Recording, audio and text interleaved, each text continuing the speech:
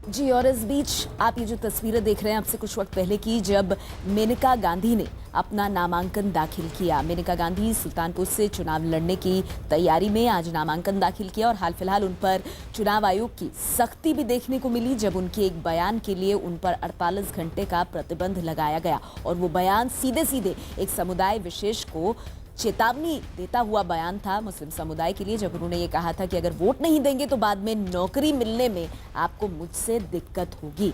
मेनका गांधी जिन्होंने इस तरह का बयान दिया था, हालांकि आज जब उस बयान पर उनसे सवाल किया गया तो उन्होंने उस पर सफाई देते हुए कहा कि कुछ गलत उन्होंने नहीं कहा था। सुल्तानपुर से नामांकन दाखिल करती हुई पीलीभीत से उनके बेटे वरुण गांधी चुनावी मैदान में हैं और ये तस्वीरें आप मेनका गांधी की देख रहे हैं। काफी बवाल हुआ था उस बयान के ऊपर, जब वो बयान सामने आया था उसको मॉडल कोड ऑफ कॉन्डक्ट का उल्लंघन भी माना गया और फिर चुनाव आयोग ने सख्ती बरतते हुए बाकायदा प्रतिबंध लगाया था मेनका गांधी पर।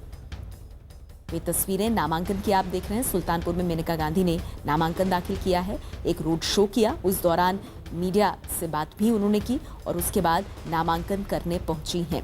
मुस्लिम समुदाय को संबोधित करते हुए अपने उस बयान में मेनका गांधी ने कहा था कि आपके बगैर भी जीत होगी, आपके साथ भी जीत हो सकती है। कहीं ना कहीं उनका इशारा बहुत साफ था कि वोट दीजिए वरना जीत कर आऊंगी तो आपके काम नहीं कर पाऊंगी। और इसको लेकर काफी निंदा भी हुई थी उनके इस बयान की और बाद में तो बाकायदा चुनाव आयोग ने इसे आचार संहिता का उल्लंघन भी बताया था। तो ये तस्वीरें नामांकन की इस वक्त आप टेलीविजन स्क्रीन पर देख रहे हैं। मेनका गांधी नामांकन करती हुई सुल्तानपुर से। एक बार फिर से अजीत का रुख करना चाहेंगे। अजीत, बड़ा ही दिलचस्प वाकया है, सुल्तानपुर से मेनका गांधी चुनाव लड़ रही हैं, उनके बेटे पीलीभीत से, लेकिन मेनका गांधी सुर्खियों में आई इस तरह से कि सीधे सीधे एक समुदाय विशेष यानी मुस्लिम समुदाय को उन्होंने चेतावनी दे दी कि आपके बगैर भी जीतूंगी, अगर वोट दे देंगे तो आपके साथ जीतूंगी, आपके लिए अच्छा होगा, फिर आपका काम मैं कर पाऊंगी।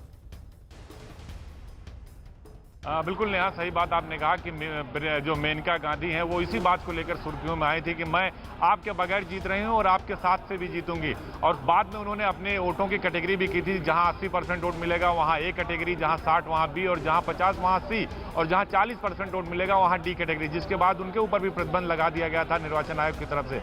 आज उन्होंने नामांकन किया और सबसे बड़ी बात यह क्योंकि सुल्तानपुर और अमेठी जहां से राहुल गांधी प्रत्याशी हैं, दोनों लोकसभा क्षेत्र एक दूसरे से सटे हुए हैं, लिहाजा बीजेपी ये मैसेज देने की पूरी कोशिश करती है कि गांधी वर्सेस गांधी। और मेनका गांधी ने पहले कहा भी था कि अगर पार्टी कहेगी तो मैं राहुल गांधी के खिलाफ प्रचार भी करूंगी। आज उन्होंने अपना नामांकन किया और जीत का दावा किया, तो निश्चित तौर पर मेनका गांधी को इसीलिए बीजेपी ने सुल्तानपुर से लड़ाया है कि पूर्वांचल में भी इसका पूरा असर रहे, चूंकि मेनका गांधी साफ सुथरी छवि की नेता मानी जाती हैं। तो अब चूंकि बयानों को लेकर सुर्खियों में आई थी, निर्वाचन आयोग की पाबंदी भी हुई थी और जिसको लेकर काफी बखेड़ा भी खड़ा हुआ, तो अब देखना होगा।